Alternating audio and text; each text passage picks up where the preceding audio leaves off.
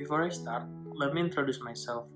My name is Timotheus Dante, and today me and my partners will explain regarding humanitarian intervention in East Timor. So this presentation will divide it into 6 parts, which is the first one is defining humanitarian intervention.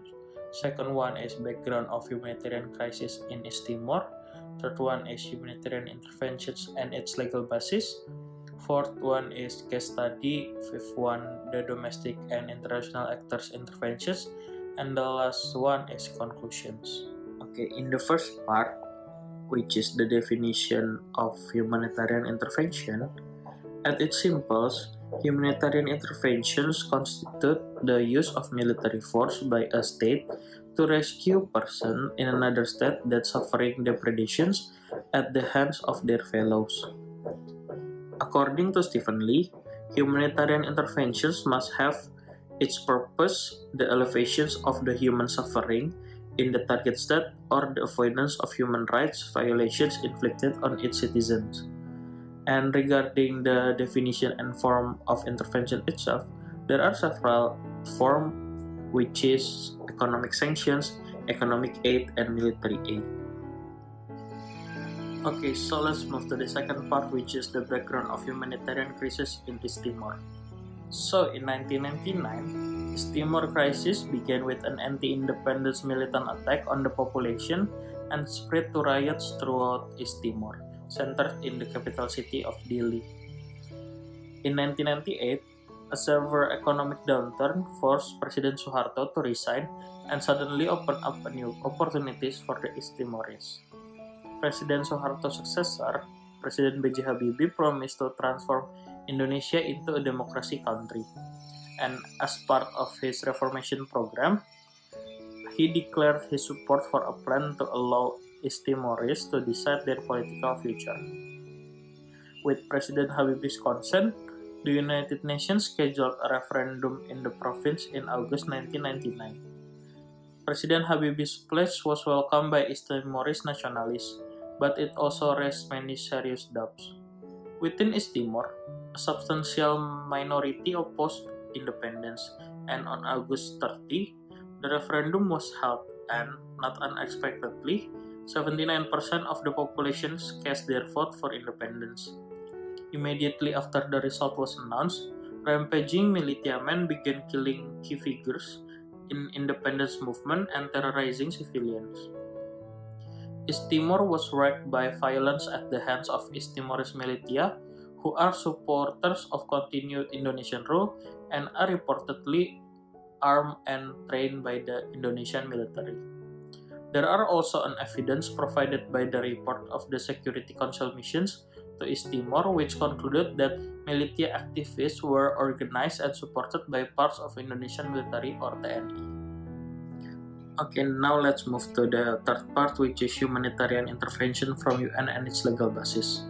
So after the violence erupted, the international community was able to mobilize that type of pressure on Jakarta to accept an international force that it had proven incapable of mastering in the period when such a force might have prevented the subsequent escalations of the violence.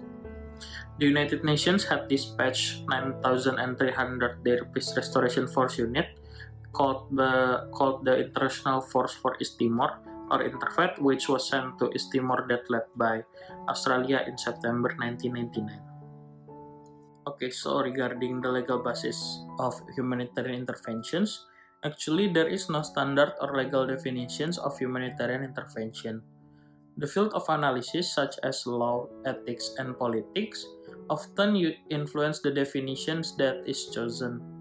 Differences of definitions include variations in whether humanitarian intervention is limited to instances where there is an absence of consent from the host state, whether humanitarian intervention is limited to punishment actions, and whether humanitarian intervention is limited to cases where there has been explicit UN Security Council authorization for action. There are, however, a general consensus on some of its essential characteristics, which are: first, humanitarian interventions involves the threat and use of military force as a central feature. Second, it is an intervention in the sense that it entails interfering in the internal affairs of a state by sending military force into the territory or airspace of a sovereign state that has not committed an act of aggression against another state.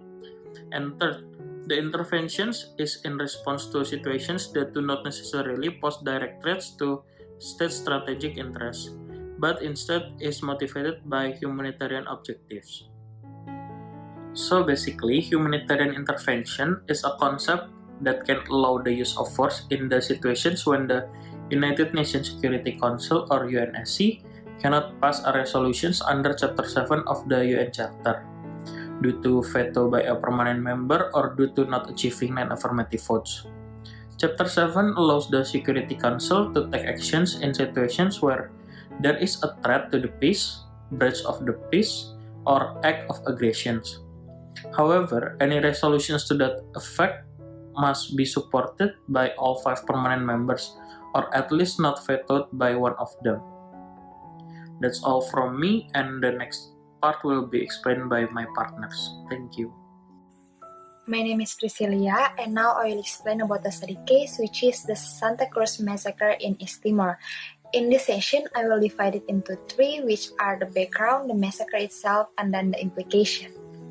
A Santa Cruz Massacre is the genocide case that happened starting from October 1991, and the top is in 12 November 1991 when East Timor is under Indonesian government occupation. In October 1999, a delegation consisting of members of Portuguese parliament and also 12 journalists was planned to visit East Timor. And then, when the students were ready to welcome the delegation, the plan was cancelled by Indonesian government. This cancellation caused disappointment of pro-independence students who tried to raise up the issues of struggle in East Timor. The disappointment caused situation to heat up between the students and the Indonesian government. In that accident, a pro-independence activist, Sebastio Gomez, was shot dead by Indonesian army. Furthermore, when East Timorese pro-independence will hold a peaceful demonstration to hold the Indonesian government accountable for the death of their colleague, the Indonesian troops was shot at least 250 demonstrators in Santa Cruz Cemetery in the capital Dili. The next, I will talk about the massacre itself. According to Russell Anderson, a foreign eyewitness to the massacre was started by some shooting gun and some were beaten by weapons. The massacre began when the soldiers outside the cemetery shooting directly into the crowd. Civilians who tried to escape were shot in the back. The army kicked and stabbed the injured person in the grave. Many people who injured were dead in neighboring village on the way to the hospital and at the hospital itself. And for the last, I will talk about the implication of Santa Cruz Massacre. The case of the massacre that occurred certainly had an impact on various aspects, but for the attacking country and also for those who attack. This impact brings many losses both psychology, physically, and also material. Activists around the world, such as lost respect to the Indonesian government and have expressed their solidarity with the people of East Timor. The most prominent implication for the East Timor itself, of course, more direct to sense of trauma and also hamper economic life. And for the last, East Timor's social and political condition are said to look like a straw that's ready to be burned. That's all from me. Thank you. My name is Aulia Rizkyana Salim. In this section, I will explain about the domestic and international intervention in Santa Cruz. First, I will explain about the domestic. The response from the East Timorese government was surprising because the governor of East Timor, Mario Carrascalo, said that it was the fault of his administration and offered to resign if he was not satisfied with the National Commission. As a result of this recognition, he was called for 9 hours to discuss with General Tri Sutrisno in Jakarta. Next, the Bishops' Conference issued a brief statement to immediately send 2 separate delegation to Delhi in order to speak with church members and others. Lastly, 27 Indonesian students from all over Java attend the Synod meeting in Bandung and issue a statement that they are condemning the murder. They also request the release of East Timor students who were arrested during a demonstration in Jakarta. In addition, they request the imposition of armed embargo on Indonesia and economic sanctions.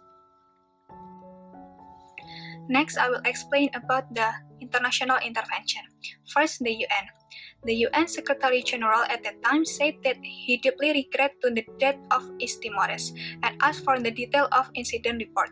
On 30 November, he asked to negotiate regarding the condition to the UN mission in order to visit East Timor. Moreover, the UN created a special institution that have purpose to restoring peace and security in East Timor, which is called the International Force in East Timor, or Interfred. Interfred acts under Chapter 7 of the UN Charter and led by Australian Major General, which authorized the use diplomatic feature to help resolve cases in East Timor. Second, European Community. The Council Parliament of the European Council passed Order number 470 demanding the Indonesian government to withdraw the armed forces in East Timor and want Indonesia to create a political self-determination for East Timor. The councils want detailed investigation and also suspend all kind of military support for Indonesia. Third, the US. On 18 November, US officials for foreign affairs sent a letter to the Indonesian embassy, which contained concern about the use of excessive, indiscriminate, and disproportionate power. They want a non-military investigation and release for people who arrested during demonstration. Fourth, Canada. The Secretary of State of Canada announced after the massacre that the Canadian $52 million aid program would be further examined. And last, Australia. Australia would like to review Indonesia-Australia relations in investigation which not address the problems of the international community. Foreign Minister Gareth Evans also plans to go to Jakarta on 19 to 20 December with a specific explanation of Australia's concern on this issue. The last section of our group presentation is conclusion. In conclusion, although Indonesia has given reconciliation and compensation to the victim's family, this case has not found the justice yet. The executioner were left without any punishment. However, the Timor-Leste government also claims that they are currently focusing on bilateral relations with Indonesia. According to our group, it is indeed difficult to implement justice for this case. The UN has proven successful in handling cases about gender equality and giving primary aid in Timor-Leste, but UN has not succeeded to provide justice for Santa Cruz until today. The UN is currently concerned on the recovery of the situation in Timor-Leste.